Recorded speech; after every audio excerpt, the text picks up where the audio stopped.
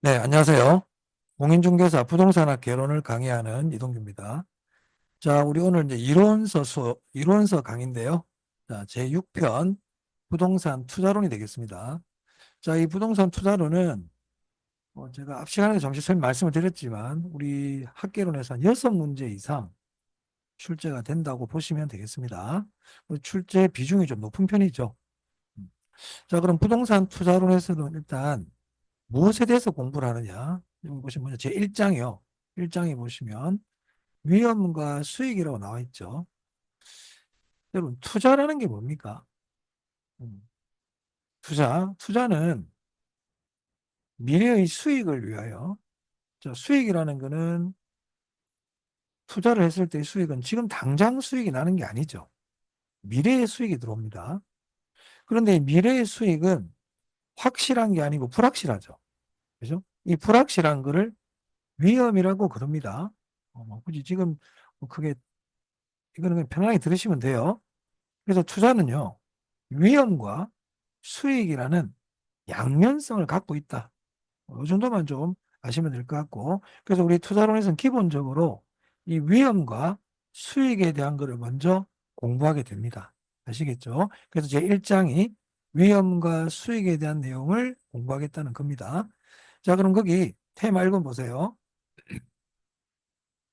테마 1번은 투자의 기본 개념이라고 되어 있는데 거기 보시면은 소득 이득과 자본 이득이 나옵니다. 자, 요거는 여러분들이 좀 아셨으면 좋겠습니다. 자, 그래서 별표라기보다는 여기 동그라미 하나 정도만 이렇게 주세요. 자, 소득 이득과 자본 이득의 뜻을 좀 알 필요가 있어요. 이 뜻을 알아야 우리가 투자론 책을 읽을 수가 있습니다. 자, 제가 한번 여기서 잠시 설명을 드리면 자, 이 부동산 있어요. 자, 우리가 투자라는 건 뭡니까? 투자는 일단 부동산을 사야 되겠죠. 취득이죠. 그럼 만약에 내가 이 상가 건물을 샀다 해보겠습니다. 그럼 이제 상가를 임대를 해야 안 되겠습니까? 자, 그걸 우리는 이제 운영이라고 그래요. 운영. 자, 그리고 나서 내가 이 상가를 뭐 5년이면 5년, 10년 동안 운영을 해서 임대 수입을 얻고 난 다음에는 처분을 해야 되겠죠. 이걸 우리가 투자의 이제 3단계라 그러거든요. 취득, 운영, 처분. 그러면 이 운영할 때 수익이 발생합니까? 발생하죠. 뭐 대표적인 게 임대료 수입이 있겠죠. 자, 처분할 때도 수익이 발생하나요? 발생하겠죠. 그래서 운영 단계에서 발생하는 수익을 소득 이득이라고 그래요. 그리고 처분 단계에서 발생하는 수익을 자본 이득이라고 그럽니다. 자, 그래서 여기 보면 소득이득 이렇게 나오잖아요. 소득이득 나오면 운영을 통한 수익이다. 운영. 자본이득은 처분을 통한 거다. 쉽게 얘기하면 시세 차익 이렇게 얘기할 수 있겠죠. 그리고 가격이 오르면 이렇게 자본이득을 얻을 수가 있는 거예요. 조금 크게 어려운 내용 없죠. 자, 그다음 2번 보세요. 투자와 투기의 차이인데요. 이건 참고입니다. 자, 투기는 소득이득을 갖지 않는다. 이렇게 돼 있죠. 투기는 소득이득을 갖지 않는다는 게 무슨 말인가요? 운영 단계가 없다는 거죠. 투기는 취득, 운영이 없어요. 바로 처분을 목적으로 하는 거예요. 그러니까 보유 기간이 길까요? 짧을까요? 짧겠죠. 그래서 단기 차익을 목적으로 한다. 이렇게 얘기할 수 있는 겁니다. 그럼 여기서는 소득이득과 자본이득을 우리는 알아야 되겠다. 이건 알아야 됩니다. 알아야 됩니다. 자, 그 다음에 그 밑에 보시면 부동산 투자의 장단점이라고 되어 있습니다. 네, 한 번 정도 시험에 나온 적이 있었어요. 어. 자, 그러면 부동산 투자의 장점을 먼저 한번 볼게요. 장점에서는 지렛대 효과, 구매력 보쭉 이렇게 나오죠. 자, 여기서는 2번 정도 하고, 지렛대 효과는 우리가 좀 이따 공부합니다. 그리고 4번. 3번은 제가 조금 전에 부동산 투자는 소득이득과 자본이득을 누릴 수 있다고 그랬죠. 이거는 뭐 장점은 위에서 봤기 때문에 보시면 될 것 같고, 이 구매력 보호와 절세 효과가 부동산 투자의 장점이에요. 자, 그럼 구매력 보호가 뭔지 간단하게 한번 설명드려 볼게요. 자, 우리 여러분, 인플레이션이라고 있죠? 인플레이션. 인플레이션이 뭡니까? 물가가 지속적으로 오르는 걸 우리는 인플레이션이라 그럽니다. 물가가 오르는 거죠. 그럼 물가가 오르면 화폐 가치가 상승할까요? 화폐 가치가 떨어질까요? 화폐 가치가 하락하겠죠. 그죠? 그러면 화폐 가치가 하락하는데 화폐를 보유해야 됩니까? 화폐를 보유하면 안 되지. 화폐 가치가 떨어지는데. 그러니까 인플레이션이 발생할 때는 화폐를 가지고 있으면 손해인 거예요. 그러면 화폐를 가지고 있지 말고 인플레이션이 발생했을 때 실물을 가지고 있으면 인플레이션을 대비할 수 있다. 이거를 우리는 구매력 보호라 그러고 이거를 영어로는 인플레이션 해지 이렇게 얘기합니다. 자, 그래서 제가 뭐 설명을 드렸지만 앞으로 인플레이션이 발생할 때는 화폐보다는 부동산과 같은 이 실물 자산의 대표적인 게 부동산이잖아요. 뭐 주식이 될 수도 있고 요즘 또 코인을 또 많이 하니까 이런 것들이 되겠죠. 그래서 인플레이션이 발생할 때는 부동산과 같은 실물 자산에 투자를 하는 게 인플레이션에 따른 위험을 보호할 수 있다. 그걸 우리는 구매력 보호, 인플레이션 해지라 그럽니다. 자, 그 다음에 절세 효과인데요. 요거는 요 뒤에다 이런 거 하나 좀 적어주세요. 네. 감가상각비, 그리고 이자 비용. 네. 자, 우리 건물에 투자를 했잖아요. 그럼 건물에서 감가상각이라는 게 발생하지 않습니까? 이 감가상각비는 우리 나중에 이제 현금 흐름할 때도 배우겠지만 이 감가상각비는 세금 낼 때 빼줘요. 세금 낼 때 빼준다. 그 절세 효과라는 게 세금을 절약할 수 있다 이런 뜻이거든요. 그래서 부동산에 투자하면 감가상각비를 통하여 세금을 절약할 수 있어요. 또 만약에 임대사업자가 이 건물을 살 때 은행에 대출을 받았다. 그러면 이자 비용이 발생하겠죠. 이 이자 비용도 세금 낼 때 빼줍니다. 그래서 감가상각비와 이자 비용과 같은 절세 효과를 누릴 수 있는 게 부동산 투자의 장점이죠. 자, 단점은요. 여기 1번 정도만 기억하세요. 낮은 황금성이 무슨 뜻인가요? 네. 황금, 현금으로 교환하는 걸 황금이라 그러죠. 그럼 낮은 황금성이라는 거는 현금화가 쉽다는 거예요, 어렵다는 거야. 현금화가 어렵죠. 자, 우리가 부동산에 투자를 해가지고 운영을 잘했어. 근데 그 부동산을 처분할 때 내가 원하는 시기에 빨리빨리 처분이 안 될 수가 있죠. 왜냐하면 일단 고가이고, 그죠? 여러 가지 뭐 법적 제한도 될 수 있고, 그런 것들 때문에 현금화가 빨리빨리 안 돼요. 주식에 비해서.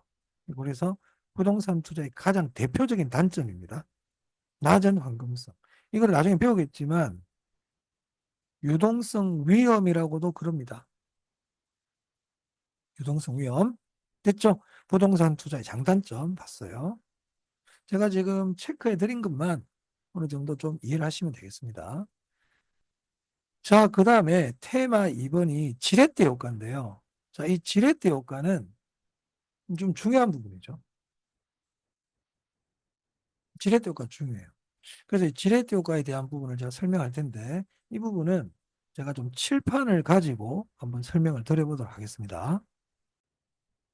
네, 칠판으로 왔습니다. 자, 지금 제가 지렛대 효과 설명을 드리려고 하거든요. 일단 지렛대 효과에서는요, 우리가 알아야 될 게 뭐냐면 첫 번째가 뜻이에요. 지렛대 효과의 뜻. 두 번째, 지렛대 효과의 종류입니다. 종류. 그리고 세 번째가 지렛대 효과의 기타 이론 있어요. 기타 이론 부분. 그리고 네 번째가 계산 문제예요. 여기서 계산 문제라는 거는 자기 자본 수익률을 구하는 겁니다. 이 네 가지를 아셔야 돼요. 자, 그러면 이 지렛대 효과를 하기 전에 기본적인 개념 좀 보도록 할게요. 이거 아셔야 됩니다. 투자론에서는 기본이죠. 자, 여기 건물이 있습니다. 자, 이 건물을 이 갑이라는 사람이 이 건물을 사가지고 부동산 투자를 하려고 하고 있어요. 여러분, 우리 참고로 우리 투자로는 부동산을 다 구입한 이후를 공부하는 게 아니고 부동산을 구입하기 전 단계를 공부하는 거예요. 지금 우리가 공부하는 투자로는 사고 나서 부동산을 사고 나서 얼마의 수익이 났고 비용이 얼마가 되고 일어난 일을 공부하는 게 아니고 다 예상을 공부하는 겁니다. 예상. 자, 그럼 이 건물이 지금 10억짜리 건물입니다. 10억. 그러면 이 건물을 내가 10억 주고 샀을 때 1년에 순수익이, 이런 순수익이라는 거는 수익에서 비용을 뺀 걸 순수익이라 그러죠. 순수익이 한 2억 정도가 예상이 돼요. 아직 안 샀어요, 이 사람. 이렇게 예상을 하는 거예요. 자, 그럼 이 경우에 총 수익률이 얼마일까요? 총 수익률을 구할 줄 알아요. 그럼 총 수익률이라는 거는 이름부터가 총이잖아, 그죠? 그럼 총 수익률을 총 투자액분의 순영업 소득입니다. 또는 순수익 그래도 됩니다. 이게 나중 되면 우리 이거를 순영업 소득이라고도 그럽니다. 나중에 이제 현금 흐름 가면 배웁니다. 여기다가 곱하기 100을 하면 이게 총 수익률이에요. 그럼 여기서 총 투자액이 얼마인가요? 10억이죠. 그죠? 그리고 순수익이 2억이잖아요. 그럼 여기다 곱하기 100 하면 20%가 되겠죠. 맞아요? 여기는 제가 여러분 설명을 단순하게 하기 위해서 이렇게 설명을 드렸지만 만약에 이 건물이 한 3년 뒤에 내가 이 건물을 팔려고 그러거든. 3년 후에. 그럼 3년 후에 팔 때는 한 12억에 팔 수 있을 것 같아. 똑같은 2억이니까 그러네. 13억에 팔 수 있다고 가정해 볼게요. 13억에 처분이 가능할 것 같아요. 그러면 총 수익률은 어떻게 해야 되겠습니까? 이때는 이 사람 10억 투자했죠. 이때는 총 투자액 분의 순수익. 여러분 이런 거를 잘 하실 줄 알아야 투자론의 기초가 잘 돼 있는 겁니다. 순수익에다가 지금 차익이 얼마가 생겼습니까? 자본이득이죠. 자본이득. 시세 차익. 시세 차익. 그럼 이거는 10억인데 2억에다가 3억이니까 곱하기 물론 100을 해야 되겠죠. 50%네요. 맞나요? 그러니까는 총수익률이라는 거는 한번 쉽게 얘기하면 내가 총 투자한 금액에 대비해서 순수하게 내가 벌어들이는 돈이 얼마냐 이게 총수익률이에요. 이해되셨나요? 자, 그 다음 또 볼까요? 만약에 이 갑이라는 사람이 이 10억이 이제 총 투자액 아닙니까? 10억이 총 투자액이거든요. 그런데 10억이 없어. 돈이 10억이 없는 거야. 그럼 이 사람 돈이 얼마 있냐면 4억밖에 없어요. 자, 그래서 이 건물을 살 때 자기 돈을 자기 자본이라 그래요. 내 돈이야, 내 돈. 음. 이걸 줄여서 자본이라 그래. 지분이라 그래도 돼. 자기 돈은 4억밖에 없어. 그러면 4억 가지고는 이 건물, 10억짜리 건물을 살 수가 없죠. 그럼 어떻게 해야 됩니까? 은행에서 돈을 빌려야 되잖아요. 그걸 우리는 타인 자본이라 그러고, 타인 자본이라는 게 결국 부채입니다. 그죠? 그래서 우리가 보통 일반적으로 자본, 부채 이런 말을 쓰죠. 그래서 은행에서 얼마를 빌려야 됩니까? 6억이 부족하니까 6억을 빌렸다는 거예요. 그래서 만약에 이 건물을 샀다 그래 봅시다. 그러면 이 경우에 총 수익률은 결국 똑같습니다. 총 수익률은 어차피 총 투자액분의 순수익이에요. 그럼 이 건물이 지금 순수익이 얼마가 예상이 된다고요? 2억이라 그랬죠. 그러면 총 투자액분의 순수익이니까 결국 10억분의 2억이 돼가지고 결국 20%가 되는 겁니다. 무슨 말이냐? 이 경우는 첫 번째 경우는 부채를 이용 안 했죠. 밑에는 부채를 이용했죠. 하지만 총수익률은 차이가 있다 없다? 총수익률은 차이가 없다는 걸 얘기하고 싶은 거예요. 조금 이따 다시 자세히 볼 거예요. 총수익률은 일단 이렇게 구한다는 거예요. 그 다음에 자기 자본 수익률이라는 게 있어요. 자, 이 자기 자본 수익률 구하는 이 식은 아셔야 돼요. 왜냐하면 제가 아까 계산 문제로 자기 자본 수익률 구하는 게 계산 문제 나올 수 있다고 그랬잖아요. 그래서 이 자기 자본 수익률 구하는 식은 알고 있어야 돼요. 그럼 자기 자본 수익률 어떻게 구할까? 자, 이름이 자기 자본 수익률이니까 분모가 자기 자본이죠. 자기 자본. 그리고 분자는 순수익 또는 순영업 소득이 되고요. 자, 그런데 여기서 이제 아까 우리 총 수익률은 총 투자액이 벌어들인 돈이라 그랬잖아요. 그죠? 그럼 여러분, 여기 순수익이라는 거는 총 투자액이 벌어들인 돈이에요. 은행에 빌린 돈에 대한 이자를 내기 전입니다. 순영업 소득은 은행에 빌린 돈에 대한 이자를 내기 전이에요. 이자 내기 전이라고. 그렇기 때문에 은행의 대출을 받지 않은 사람이나 은행의 대출을 받은 사람이나 순수익은 차이가 안 나요. 순수익은 차이가 안 나. 순수익은 차이가 안 나. 이런 걸 머릿속에 딱 넣어놔야 돼. 순수익은 차이가 안 나. 그러면 자기 자본 수익률은 자기 자본에 대한 수익률인데 이 순수익이라는 거는 내 돈과 은행 돈이 같이 벌어들인 돈이란 얘기거든요. 그러면 여기서 내 돈이 벌어들인 거야 되니까 남의 돈에 대한 거를 줘버려야죠. 야, 은행, 이자 받아가. 이자를 빼버리는 거예요. 순수익에서. 그러면 순수익이라는 게 내 돈과 은행 돈이 같이 벌어들인 돈인데 은행에 이자를 주고 나면 이제 내가 벌어들인 돈이 되지 않겠습니까? 자, 이게 자기 자본 수익률의 기본식인 거예요. 근데 만약에 가치가 올랐다. 1년 동안 건물의 가치가 올랐다. 그러면 여기 가치 상승분을 더해가지고 곱하기 100을 하면 되는 거예요. 그럼 결국 이거는 뭐예요? 자기 자본 수익률이라는 거는 자기 자본에 대해서 벌어들인 총 돈에서 은행 이자를 뺀 거죠, 결국. 그렇게 생각하시면 됩니다.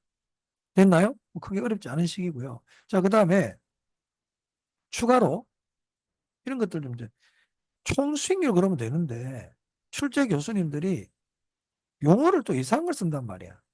총 자본 수익률 그래도 돼. 총 자본이라는 게 결국 총 투자액이에요. 아까 제가 여기 보세요. 자기 자본, 타인 자본, 이거 두 개를 합친 게 뭐예요? 총 투자액이잖아요. 그죠? 10억이잖아.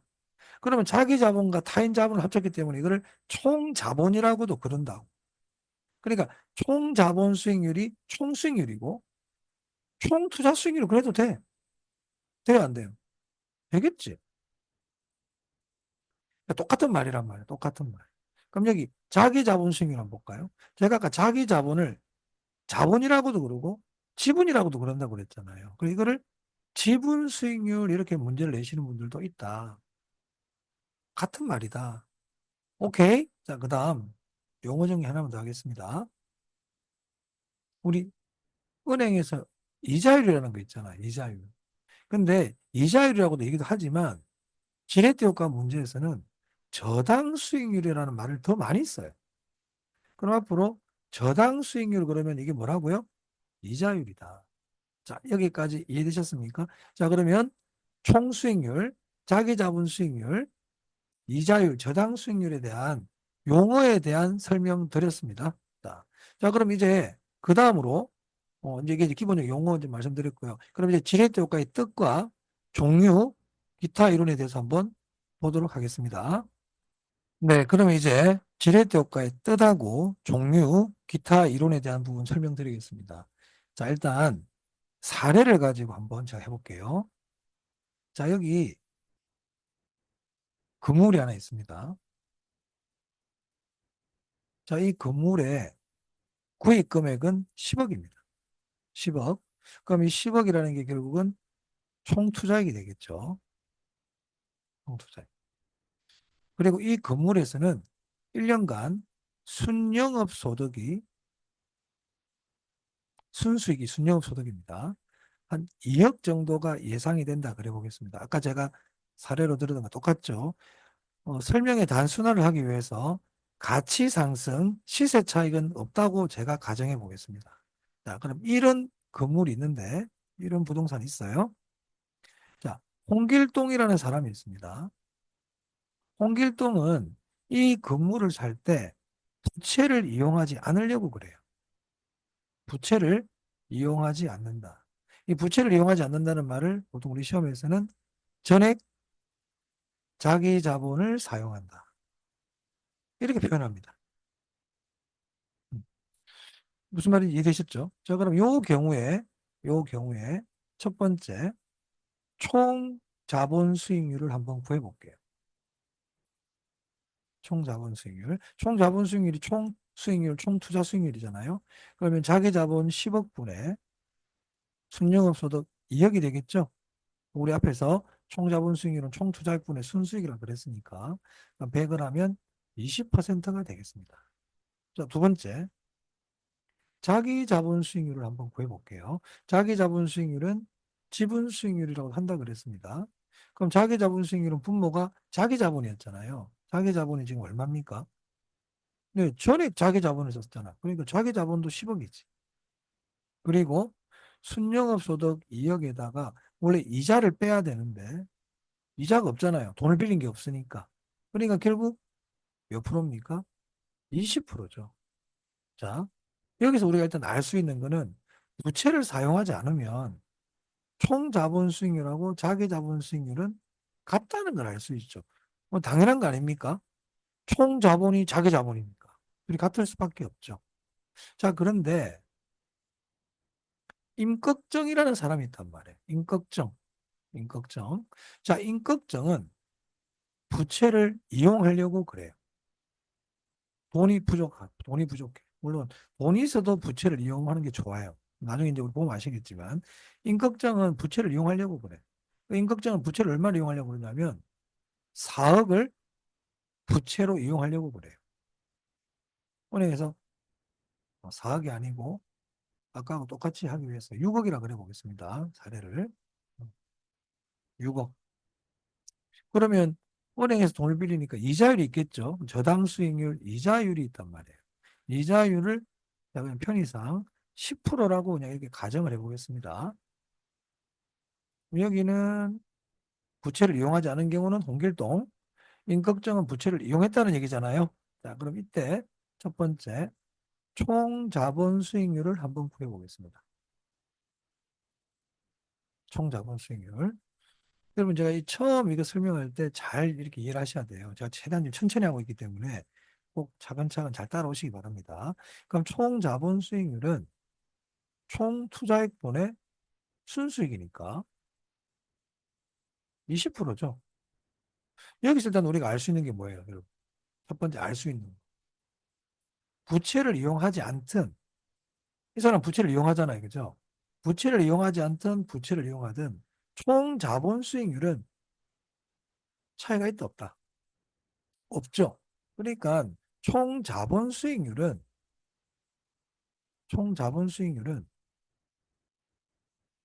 부채의 사용 여부와는 무관하죠. 부채를 이용한다고 해서 커진다든지 작아지는 게 아니고 총 자본 수익률은 부채 사용 여부와는 무관하다는 걸 알 수가 있어요. 그죠? 자, 그다음 두 번째 한번 볼까요? 자, 이제 두 번째가 자기 자본 수익률입니다. 자, 이거를 여러분들이 계산할 수 있어야 됩니다. 자, 자기 자본 수익률은 분모가 자기 자본이잖아요. 자, 이 사람 부채가 6억이니까 자기 자본 얼마일까요? 4억이겠죠. 10억 중에 6억이 부채니까.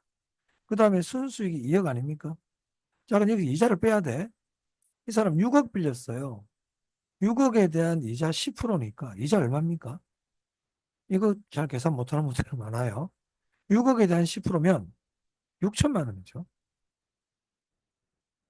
그러면은 4억분에 1억 4천만 원이 되겠습니다. 그럼 계산기 들고 1억 4천 나누기 4억을 하면 0.35가 나옵니다. 4, 32, 4, 5, 20. 그러면 35%예요. 맞나요? 자, 여기서 이제 잘 들으셔야 돼요. 자, 부채를 이용 안 할 때는, 부채를 이용 안 할 때는 자기 자본 수익률이 20%였어요. 그런데 부채를 이용하니까 자기 자본 수익률이 35%가 됐죠. 맞나요? 자, 여기서 우리가 알 수 있는 게 뭡니까? 부채를 이용하니까 자기 자본 수익률이 변하는구나. 그걸 알 수 있잖아요. 이 경우는 좀 커졌죠. 자, 그래서 여기서 지렛대 효과의 뜻이 나옵니다. 지렛대 효과의 뜻. 자, 지렛대 효과의 뜻은 뭐냐? 부채를 이용하면 자기 자본 수익률이, 여기 포인트, 자기 자본 수익률이 변한다. 이게 지렛대 효과예요. 다른 말로 부채 효과라고도 그러고 레버리지 효과라고도 그래요. 자, 지렛대 효과가 뭐라고요? 지렛대 효과가 뭐라고요? 이거 얘기할 수 있어야 돼요. 뭐를 이용하니까? 부채를 이용하니까, 부채를 이용하니까 뭐가 변하더라? 자기 자본 수익률이 변하더라. 총 자본 수익률이 변한다 그러면 안 돼. 총 자본 수익률 아까 제가 부채 사용 여부와는 무관하다 그랬죠. 오케이? 그럼 이 경우는 지금 부채를 이용했더니 자기 자본 수익률이 커졌죠. 커졌잖아.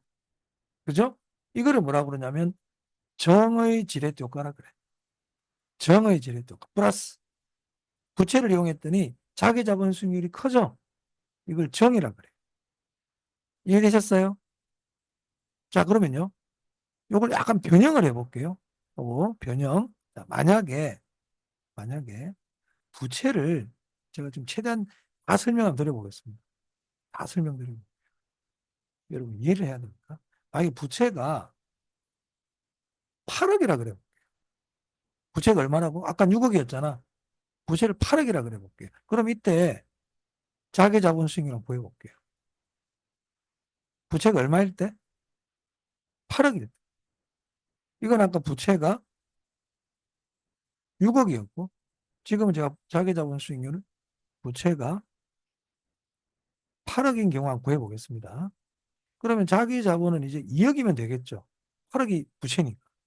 그럼 순영업소득은 부채를 사용하든 안 하든 순영업소득은 2억이야. 이거는.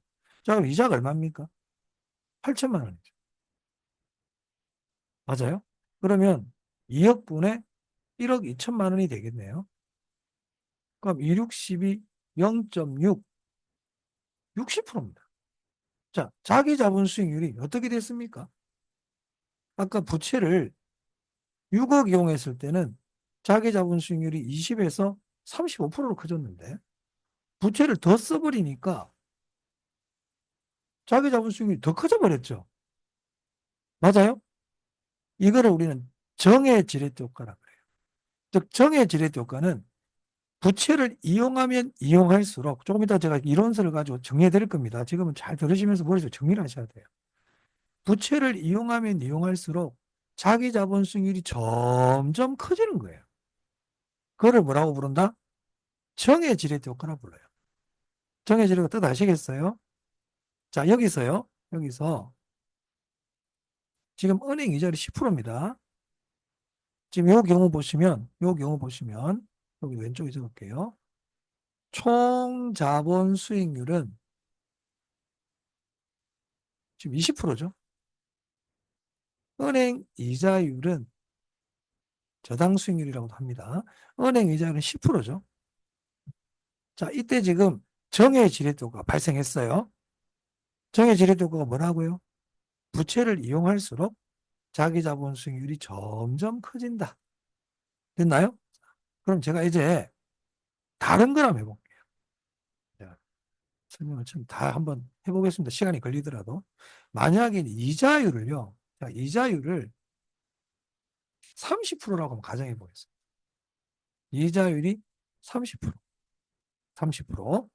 그럼 이때 부채가 6억일 때, 부채가 6억일 때 자기 자본 수익률 한번 구해볼게요. 총 자본 수익률은 이자율이 바뀌든 부채가 바뀌든 변화가 없어요. 총 자본 수익률은. 항상 자기 자본 수익률이 변하는 거야. 그럼 이제 자기 자본 수익률 한번 구해보겠습니다.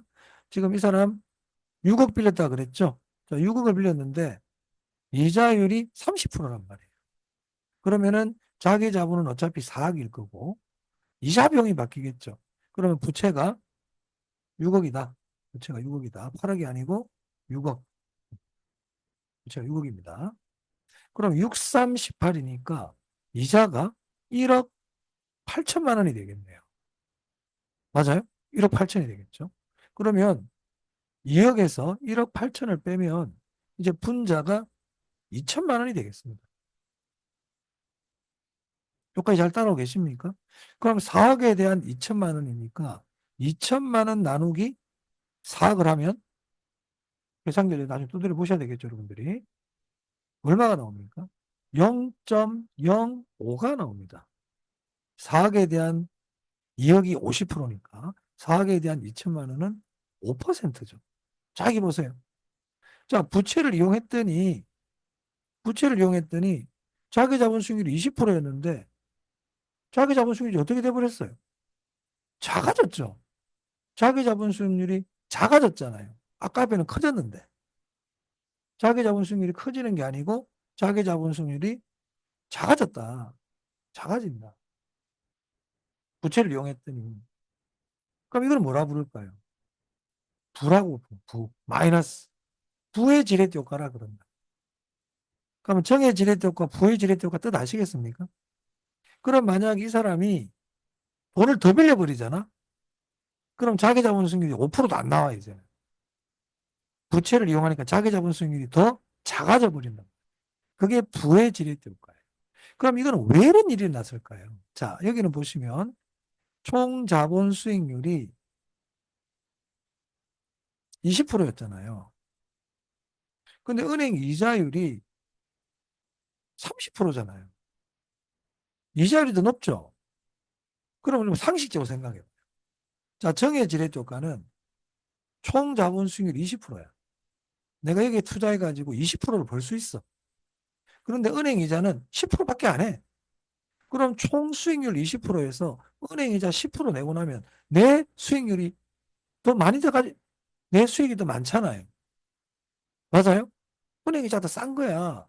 그러면 더 싼 은행 이자를 이용해서 은행 부채를 더 많이 이용하면 이용할수록 자기 자본에 대한 수익률은 어떻게 되겠습니까?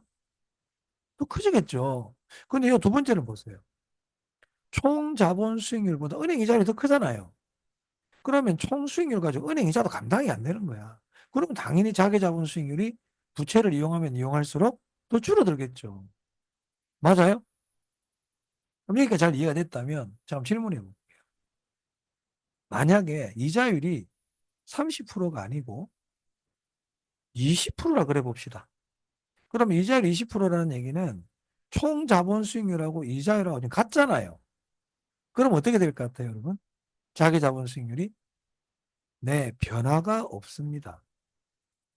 총 수익률하고 은행 이자율이 같으면 자기 자본 수익률은 안 변해요. 이걸 우리는 중립이라고 그래요. 자, 이거 이해되셨나요? 제가 필기해드린 거? 그러면 이제 이 내용을 이론서를 가지고 제가 한번 총 정리를 해드리도록 하겠습니다. 자, 그러면 이론서를 한번 가볼게요.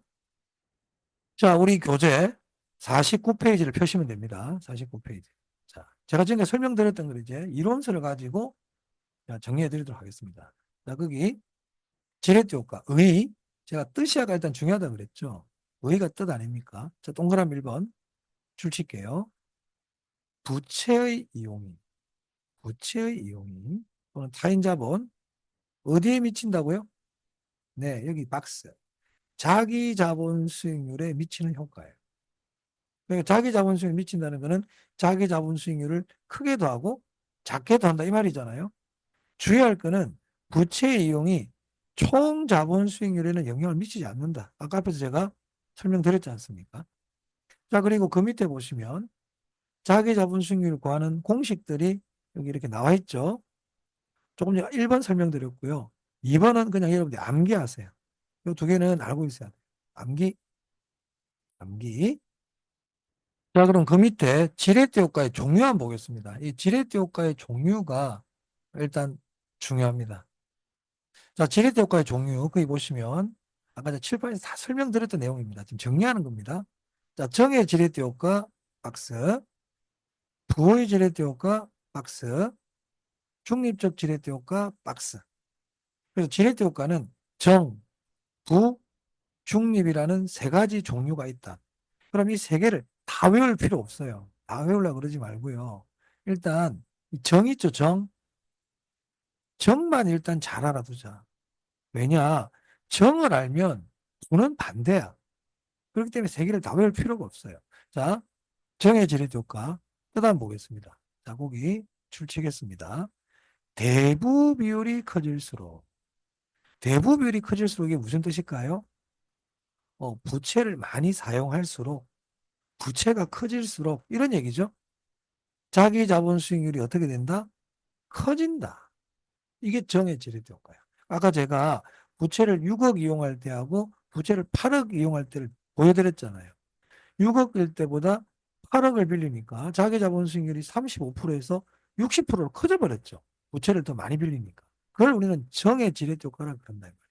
그러면 정의 지렛대 효과를 잘 기억하게 두면 부의 지렛대 효과는 어떻게 얘기할 수 있겠어요? 대부비율이 커질수록 자기 자본 수익률이 어떻게 된다? 작아진다. 반대로 하시면 되잖아요. 그럼 중립은요? 대부비율이 변하더라도 부채를 이용하더라도 자기 자본 수익률에는 영향을 주지 못한다. 그러면 정부 중립의 뜻 중요하거든. 근데 정부 중립의 뜻을 우리가 세 개를 다 외울 필요가 있습니까?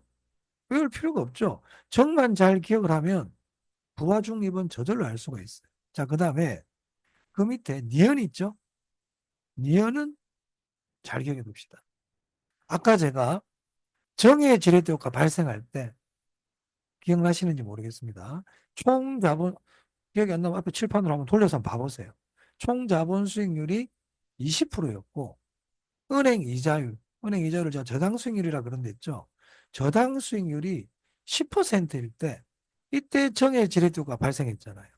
그래서 정의 지렛대 효과 발생 조건은 총 자본 수익률이 저당 수익률보다 커야 돼요. 지금 제가 보여드린 이것처럼. 오케이? 꼭 알아두자. 꼭 알아두자. 그럼 부는요? 안 되겠죠? 이 밑에 안 적었어요, 일부러. 부니 반대로 생각하면 돼요. 중립은요? 같으면 되겠죠? 뭐 굳이 다 적을 필요 있겠습니까? 자, 그러면은 아까 정의 지렛대가 발생하니까 결과적으로 어떻게 되던가요? 아까 정이 발생하니까 돈 6억 빌렸을 때 자기 자본 수익률이 지금 잠시 멈추고 앞으로 영상으로 칠판으로 가보세요. 자기 자본 수익률이 35%였죠. 6억 빌렸을 때. 총 자본 수익률은요? 20%죠. 은행 이자율 저당 수익률은요? 10%잖아요. 그래서 정의 지렛대가 발생하면 자기 자본 수익률이 제일 크고 그 다음 총 자본 수익률이 되고 저당 수익률이 제일 작게 되는 거예요. 그게 지금 밑에 나와 있는 결과 아닙니까? 이렇게 된다 이 말이죠. 순서가. 기억, 니은, 디귿 딱 기억해야 돼. 기억, 니은, 디귿 딱 기억해야 돼. 그러면 기억, 니은, 디귿을 정확하게 알면 부의 지렛 조건을 반대로 하면 된다 이 말이에요. 중립은요? 같다 주면 다 같다. 됐습니까? 꼭 알아둡시다. 지렛대 효과의 종류 봤고요. 자, 그 다음에 그 밑에 보시면 동그라미 4번하고 5번, 6번이 기타 내용이에요. 다 중요해요. 4번, 5번, 6번 다 중요하다고. 그럼 4번 한번 볼게요. 자, 부채 비율이 커지면 지렛대 효과가 큽니까? 그렇죠. 우리가 지렛대 효과라는 게 지렛대 효과가 부채 효과예요. 똑같은 얘기거든요. 부채 때문에 생기는 효과라고요. 지렛대 효과가 부채 효과야. 그러면 지렛대 효과가 부채 효과인데 부채를 많이 이용하면 지렛대 효과도 크겠지. 맞아요? 자, 그런데 주의할 거는 뭐냐? 그에 따른 위험도 어떻게 된다? 증가한다. 이거 꼭 기억해야 되겠습니다. 왜? 돈을 많이 빌리면 위험하잖아요. 그래서 이 4번 같은 내용들은 시험 지문에서 자주 물어봐요.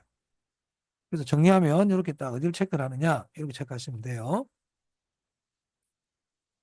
부채 비율이 커지면 지렛대효과 크게 하지 당연히.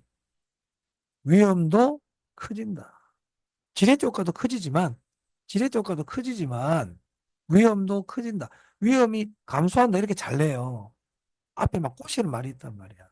그냥 부채 비율이 높아지면 위험도 커진다는 걸 기억하시면 돼요. 지렛대 효과는 당연히 커져. 왜? 지렛대 효과가 부채 효과니까. 그러면 부채를 이용 안 해. 부채를 이용 안 하면 지렛대 효과 있을까 없을까? 없겠지.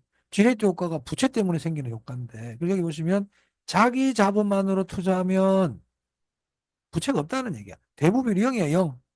그럼 지렛대 효과는 없다. 그리고 나중에 공부하겠지만 금융 위험이라는 것도 없는 거예요. 됐어요? 그 밑에 6번 있죠? 6번을 우리 수험생들이 조금 어려워할 수 있어요. 이런 거는 별표를 한 개 더 할게요. 자, 읽어보겠습니다. 부의 지렛대 효과 발생 시 부채 비율을 조정한다고 해도 정의 지렛대 효과로 전환되지 않는다. 꼭 좀 기억합시다. 자, 이게 무슨 말인지 제가 한번 설명드려 보겠습니다. 자, 이건 좀 이해를 해버리시면 그게 어려운 내용이 아니에요. 여기 건물 있다. 아까 그 얘기를 그대로 한번 들어보겠습니다. 10억짜리 건물이고요. 순수익이 2억. 은행에서 대출을 받았어요. 이 사람 6억 대출 받았어. 부채가 6억이야. 그런데 은행 이자율이 30%예요. 이자율이 30%. 그럼 지금 이 경우에 총 자본 수익률 몇 프로입니까? 이건 우리가 구할 수 있어야 되죠. 총 자본 수익률이 20%죠. 총 자본 수익률은 20%고 저당 수익률 이자율은 30%예요. 정입니까? 부입니까? 부의 지렛대 효과겠죠. 지금 부의 지렛대 효과가 발생해요. 아까 우리 해보니까 5% 나왔죠? 자기 자본 수익률 5% 나왔단 말이야.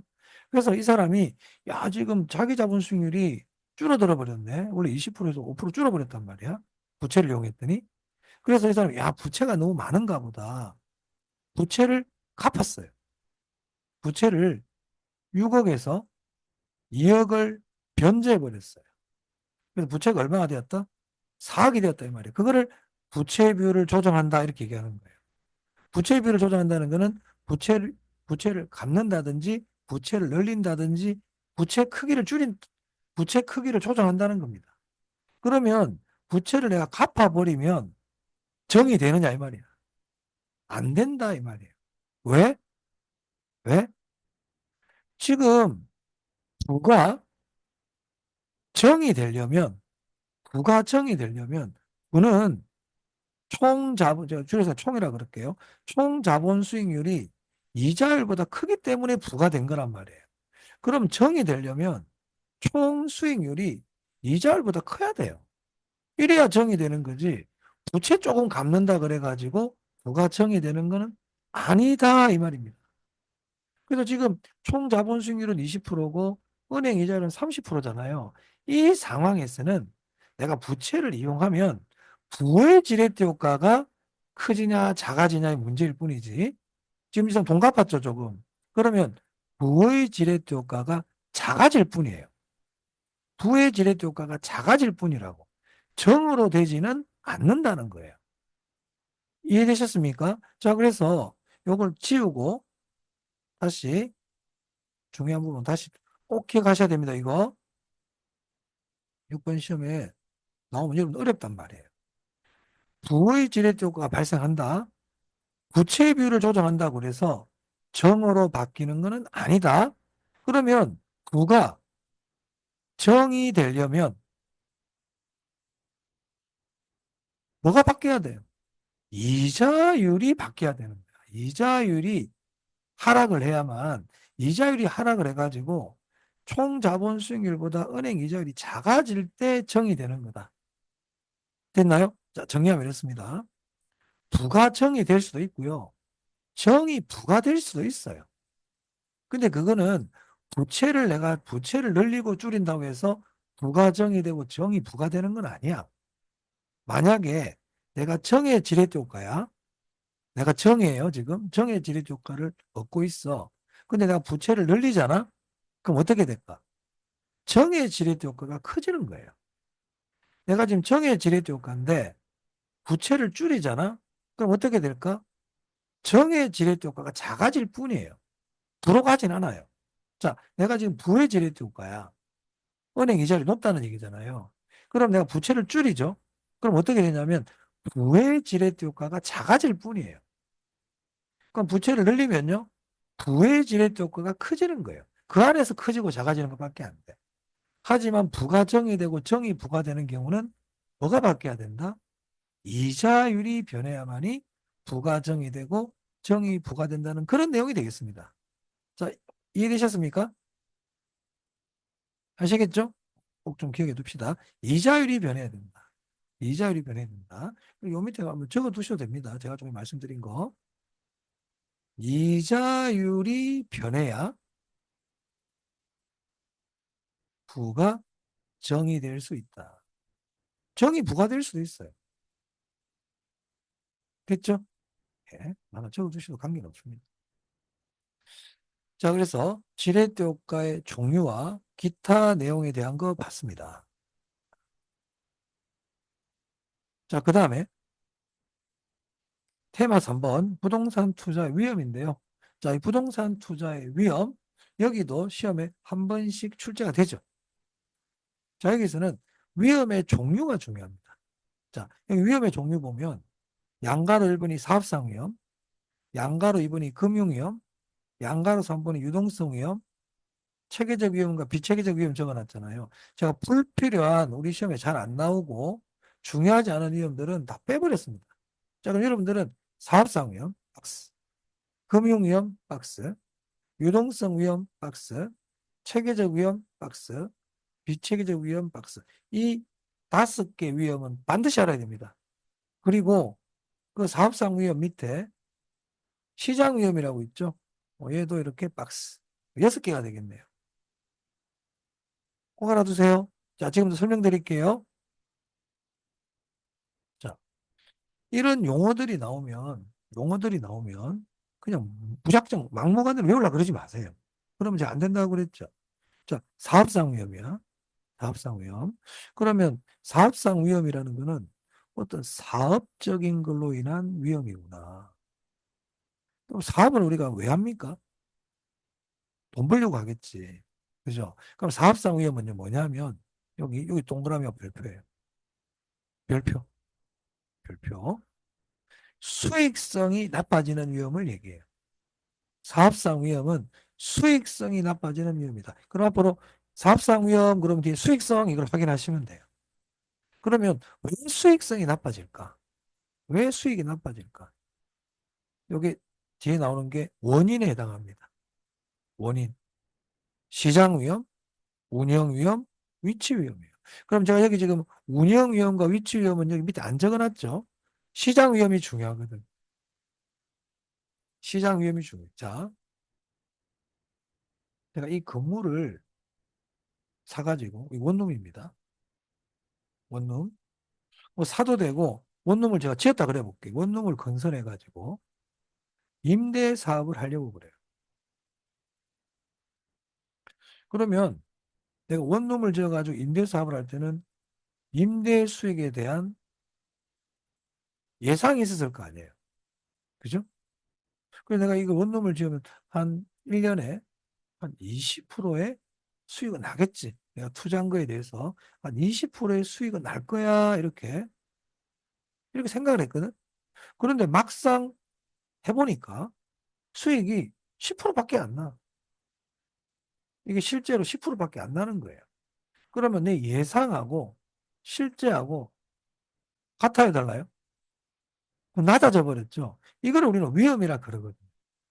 그럼 위험은요. 시험에서 위험의 뜻을 묻지는 않지만 위험은 예상과 실제가 달라질 가능성이에요. 이런 것들은 옆에서 메모해 놓으셔도 됩니다. 시험에 물을 정도는 아니기 때문에 제가 여기다 안 적었는데 예상과 실제가 달라질 가능성을 위험이라 그래요. 그럼 여기 지금 내 예상과 실제가 다르죠? 그죠? 수익성에서 내 생각하고 달라져 버렸잖아. 이거를 사업상 위험을. 사업상 위험은 그럼 뭐라고요? 수익성, 수익성. 내가 생각한 만큼 돈이 안 벌린다는 거예요. 자, 그러면 왜 수익성이 나빠졌을까? 원인이 있겠지. 원인. 자, 봤더니 경기가 안 좋아. 경기가 안 좋아. 경기가 안 좋다 보니까 공실이 생겨. 분양이 안 돼. 그러니까 수익이 안 나죠. 또 두 번째, 내가 수요와 공급을 예측을 잘 못했어. 수요 공급 예측을 잘 못한 거야. 또는 수요 공급에 변화가 많이 일어났어. 그러면은 수요가 내 생각보다 없으니까 또 공실이 날 수 있겠죠? 원룸을 나 혼자만 지을 줄 알았는데 다른 사람들도 원룸을 많이 짓네. 그럼 공급이 많으니까 공실이 날 수 있겠죠? 그죠? 이걸 우리는 뭐라 그러냐면은 시장 위험이라 그래요. 그럼 시장 위험이라는 거는 경기 침체로 인한 공실과 미분양으로 인하여 수익성이 나빠졌다는 얘기예요. 그걸 시장 위험이라 그래요. 그러면 운영 위험은 뭘까요? 운영을 제대로 못한 거예요. 쉽게 얘기하면. 음. 비용을 너무 방만하게 지출했다든지 직원들을 잘 관리 못해가지고 직원들이 끌피다면 파업하고 출근도 안 해버리고 그런 게 운영 위험이죠. 자, 위치 위험 뭐겠습니까? 네. 입지 선정을 잘못한 거죠. 입지 선정. 그런 게 위치 위험이에요. 그러니까 이런 거 별로 안 중요하다고. 자, 그래서 이걸 지우고 다시 설명드리면 자, 사업상 위험 딱 나오면 수익성. 자, 시장 위험입니다. 자, 시장 위험 보니까 여기 수요 공급 변화라는 말이 나오죠. 맞아요? 공실, 미분양, 분양가 하락 이런 말 나오면 시장 위험. 그러면 만약에 혹시나 높으시면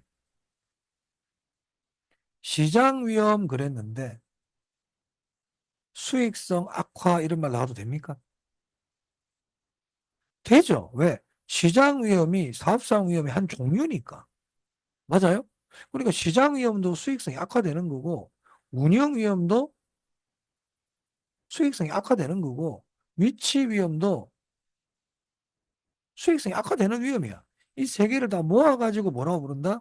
사업상 위험이라 그런다 이 얘기예요. 그죠? 뭐 그런 얘기입니다. 그러니까 사업상 위험도 수익성 악화고 나머지 시장 운영 위치 위험도 수익성 악화죠. 근데 원인이 아까 말씀드린 수요 공급 변화라든지 경기 침체라든지로 인한 공실, 미분양, 분양 가락 딱 나오면 시장 위험입니다. 되셨죠? 그렇게 딱 정리하시면 되겠습니다. 자, 그 다음에 금융위험입니다. 금융위험. 금융위험은 부채의 사용으로 채무불이행 이 말을 딱 줄잖아요. 그러니까 금융위험은 한마디로 다른 사람한테 빌린 돈을 못 갚는 위험이에요. 그게 채무불이행이잖아.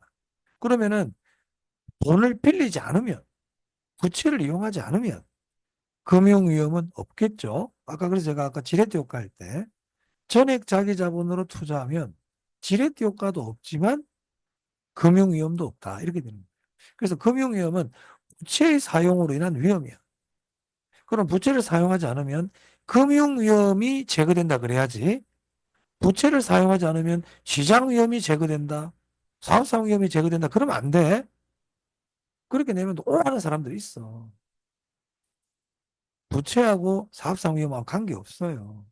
아시겠죠? 자, 그 다음에 유동성 위험입니다. 여러분 여기서 유동성이라는 거는 현금 흐름을 얘기해요. 그럼 유동성 위험이니까 현금 흐름이 잘 된다는 거야, 안 된다는 거야? 현금 흐름이 잘 안 된다는 거지. 부동산을 현금으로 바꾸는 게 쉽다, 어렵다? 어렵다. 우리 아까 앞에 낮은 황금성이라 그랬죠?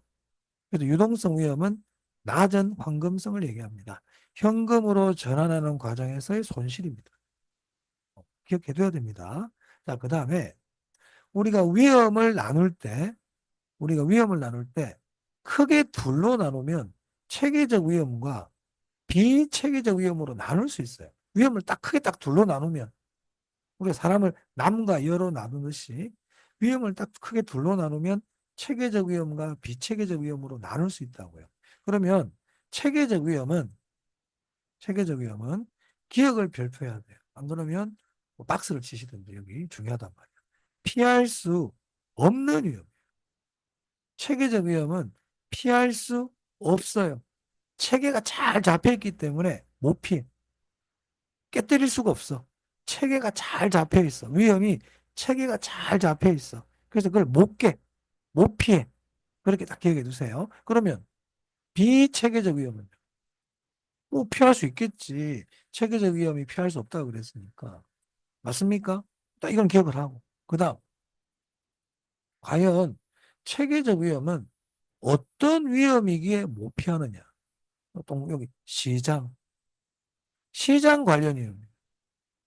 이 체계적 위험은 시장에서 발생하는 위험이기 때문에 일개 개인 투자자들이 어떻게 할 수가 없어요. 그죠? 시장 관련 위험. 대표적인 게 뭐가 있냐면 경기 침체, 이자율 변동, 인플레이션 이런 거예요. 오케이? 이 세 기본 좀 아셔야 돼요. 그러면 참고로 옆에도 한번 이렇게 한번 적어볼까요? 그럼 이 체계적 위험은 나한테만 적용될까요? 모든 투자자들에게 다 적용이 될까요? 그렇죠. 모든 투자자들에게 다 적용이 되고 모든 부동산에 다 적용이 되죠. 맞습니까? 얘는 공통된 위험입니다. 공통된 위험. 그런데 비체계적 위험은 피할 수 있다고 그랬잖아. 그럼 얘가 피할 수 있는 이유는 나한테만 적용이 되거든. 내 부동산에만 적용이 되거든. 이걸 우리는 뭐라고 그러냐면 개별이라 그래. 이런 것들 하나 기억하면 좋아. 그럼 만약에 시험장에 갔는데 체계적 위험이란 이렇게 나왔어. 여기 막 나온단 말이에요.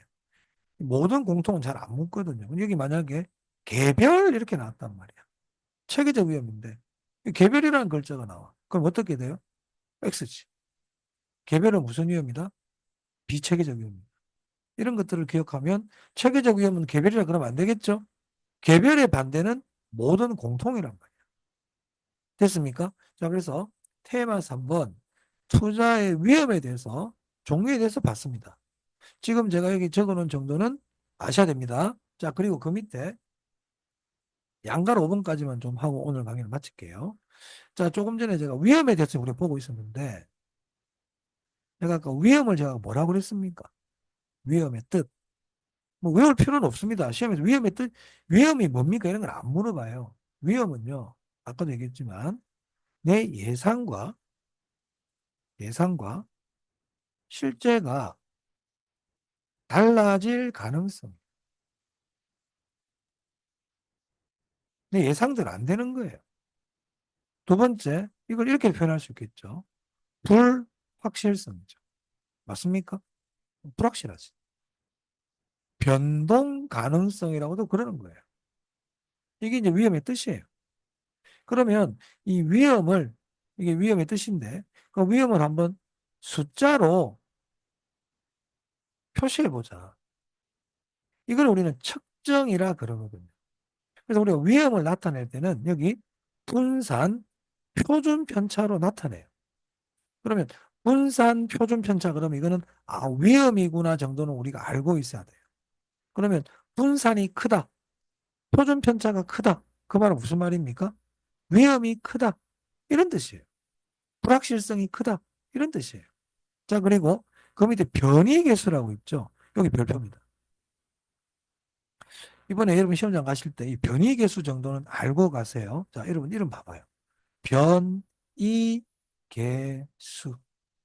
이 변이 계수를 변동 계수라고도 그래. 자, 그러면 이 변이 변동이라는 게 뭘까? 여기 아까 제가 변동 가능성이라고 했죠. 위험을. 그러니까 변이 변동이라는 게 일종의 위험을 의미하겠죠. 그러면 변이 계수, 변동 계수라는 거는 결국 위험을 의미하는 거야. 위험을 의미하는 거야. 변이, 변동이 위험이니까. 그러면 자, 외우려 그러지 말고 그러면 변이 계수가 크다. 변이 계수가 크다는 거는 위험이 크다. 이런 얘기 아니에요?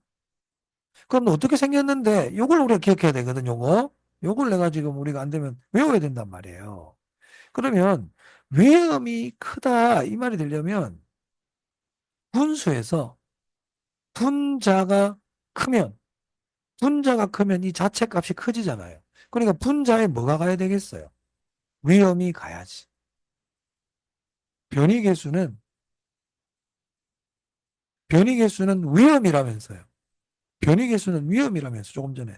그럼 변이 계수가 커지는 게 위험이 커진다면서. 그러니까 위험이 분자로 가야지. 그럼 여기는 수익이지. 투자론의 양대산맥, 위험과 수익이라고 그랬기 때문에. 그러면 이 식 자체가 그렇게 어렵지가 않을 겁니다. 표준 편차가 위험 아닙니까? 기대 수익률이 수익이니까. 그래서 제가 하고 싶은 얘기는, 자, 여러분들 기억을 좀 돕기 위해서 이렇게 길게 얘기를 하고 있지만, 얘를 외워라 이 얘기예요. 그냥 막 무작정 외우면 힘드니까 변이 계수는 위험이야. 위험이니까 표준 편차인 위험이 분자로 간다 이 말이에요. 그러면 변이 계수는 위험이니까 큰 게 좋아, 작은 게 좋아? 작을수록 좋지. 위험이니까. 맞아요? 일단 요 정도 알아두세요. 뒤에 가면 제가 한번 또 이 얘기 할 때가 또 있을 겁니다. 자, 그래서 오늘은 투자론 첫 시간인데 지레트 효과, 지레트 효과, 그리고 위험의 종류, 그리고 위험의 측정 중에 변이 계수에 대해서 설명드렸습니다. 그럼 다음 시간에는 이러한 위험을 우리는 어떻게 처리해야 될까? 어떻게 이 위험을 관리해야 될까?